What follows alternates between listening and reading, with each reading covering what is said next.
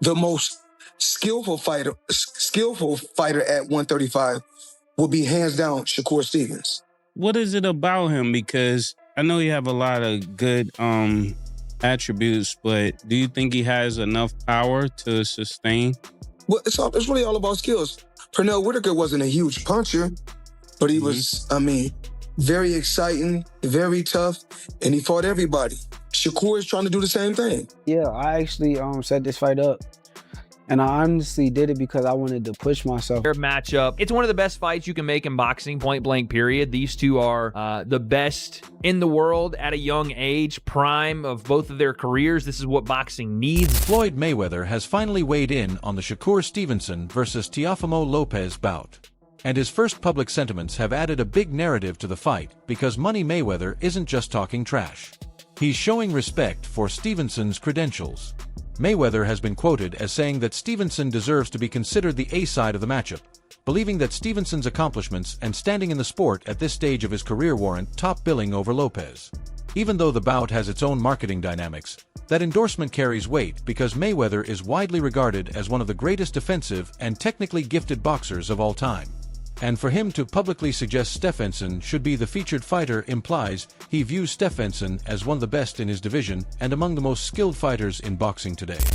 When you think about the fighters who are fighting now, can you give me your 1, 2, 3, 4, and 5 when it comes to the lightweight? Who you would put where? As of right now, the two guys, the biggest puncher, I feel, at the 135 would probably be Gervonta Tank Davis. But the most skillful fighter at 135 will be hands down Shakur Stevens. What is it about him? Because I know you have a lot of good attributes, but do you think he has enough power to sustain? Well, it's really all about skills. Pernell Whitaker wasn't a huge puncher, but he was, very exciting, very tough, and he fought everybody. Shakur is trying to do the same thing. He want to fight the best they got out there. I believe his contract is coming to an end, so hopefully we can come together. The fight between Shakur Stevenson and Teofimo Lopez for January 31st, 2026 is shaping up to be one of the most intriguing matchups in boxing. Not just because of what's at stake, but because of what it reveals about both fighters and how professionals, trainers, and pundits view it. Stevenson, undefeated at 24-0 with 11 knockouts and already a world champion at 3 weight classes, is moving up to 140 pounds to challenge Lopez, the WBO junior welterweight title holder, who is 22-1 with 13 stoppages. On paper, it's a clash of styles and legacies. Stevenson is trying to become a 4-division champion, and Lopez is trying to legitimize his status among the elite at 140. And beyond the hype, fans, pros, and analysts have been weighing in with varied takes on what this fight truly means. It is official. New York City, January 31st, Shakur Stevenson, Teofimo Lopez. I always say it, when boxing gets it right, no other sport comes close. And this is boxing getting it right. The best fighting the best. Both fighters believe that this matchup settles the argument about who leads the new era.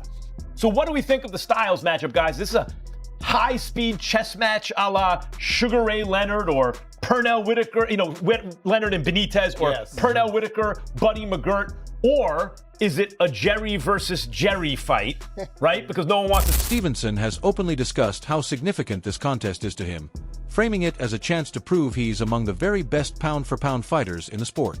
He's acknowledged that Lopez will be the toughest opponent he's faced to date, noting that Teo is not someone to be taken lightly and that the stylistic matchup is tricky because they're bad style matchups for each other. Both are capable of adapting and posing problems for the other's game plan. Stevenson has emphasized his confidence in his own abilities, his speed, defense, and versatility while suggesting that Lopez makes a lot of mistakes that he can exploit.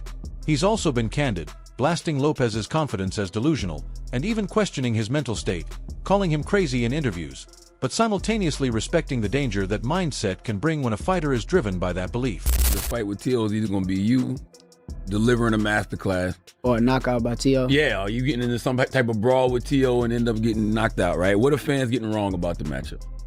I think the fans is getting wrong about the matchup is where I'm not sleeping on that I know about Teo. Teo's a good boxer.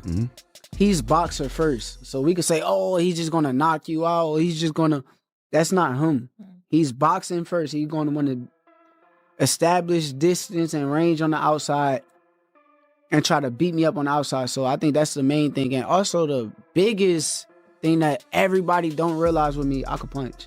Everybody say, oh, he can't punch, and then boom, crack somebody, and then they laying down, or something may happen to where they hurt or something like that. So I think that's two big things where Lopez's camp and Lopez himself have fired back in kind, rejecting any narrative that he's the underdog and embracing the opportunity to shock the boxing world again.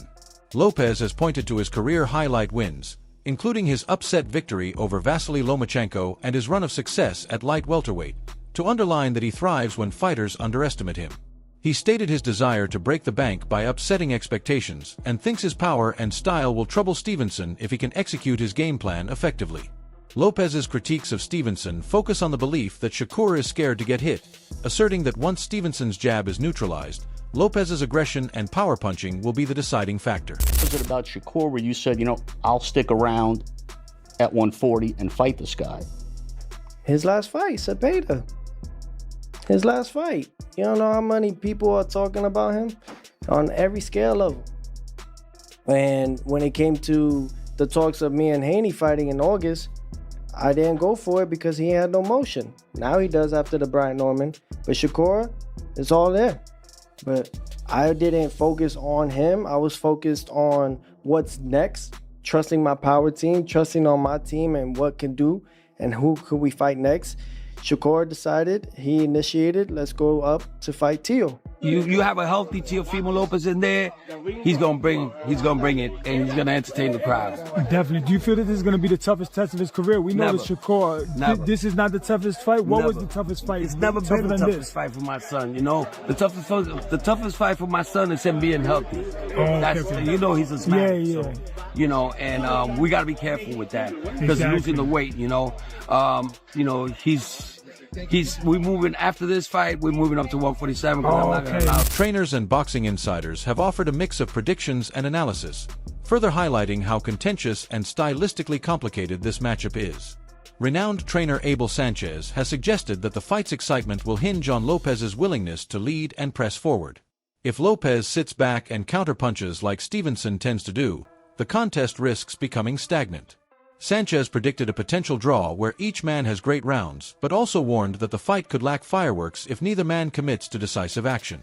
That view underscores a common thread in professional analysis. Both fighters are brilliant technicians, but neither is a natural aggressor, which might result in a chess match rather than non-stop action. It's the type of matchups we always are acting for. When it comes to explosiveness, I would have to go with Teo. When it comes to actual rapid speed, I would have to go with Teo. But when it comes to body punching, when it comes to good timing, when it comes to craft, I would have to give all of that to Shakur Stevenson. What do you think, Doug? They're both boxers. I look at Stevenson as a versatile technician. I look at Teofimo. He's a boxer puncher, but his specialty is his counterpunching. Listen, if Stevenson wants to be on his stick and move game, very difficult style matchup for Teofimo, and maybe not that entertaining to the fans. Because Stevenson's longer. Exactly. Stevenson's defense probably the best in the game, and he's longer. Great reflexes and timing, and so does Teo. That's why he's a great counterpuncher. But Teo's, he's a very special athlete, and as a competitor, he is one of those guys who saves his A game for a fellow elite opponent. That's when he really rises his game and shows us the Teofimo Lopez that everybody thought he was when he was a prospect. People used to look at him and say, oh, this guy is going to be the star in boxing. It didn't really play out that way, but every now and then he reminds us how special he is. Teofimo is a two-time two-division Ring Magazine champion. In both fights where he won the Ring Magazine championship, he was the underdog. 4-1 underdog against Lomachenko.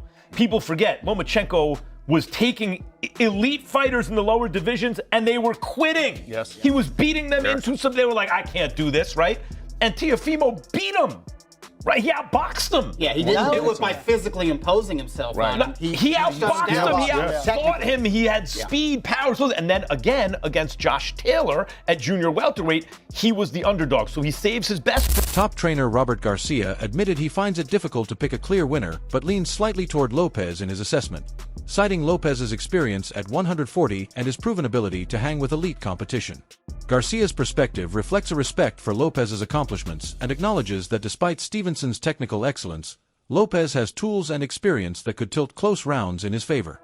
Meanwhile, former sparring partner Ashik Foster has voiced skepticism about Stevenson's power and suggested Lopez's strength gives him the edge, arguing that Stevenson's reliance on movement and boxing IQ might not be sufficient to overcome Lopez's physicality. Shakur is 80% done. You know both of them. You like both of them. Break down the fight. Tough one. Tough one to pick. The tough one to say. Okay. If you're in each guy's corner, I know. No, you're cool. He's Latino, so I'm gonna cheer for him. But Haney's got some of the best skills in boxing, man. So how does it unfold? No, not Haney. Shakur. Yeah. How does it Shakur unfold? has some of the best skills in boxing, man. And man, so does Teofimo. It's a fucking badass fight. I can't wait for it to happen, but I can't pick a winner. You can't pick. So you're gonna be a fan for that one. I'm gonna be a fan for that one. I can't pick a winner. But that's a big fight. Deep inside, I would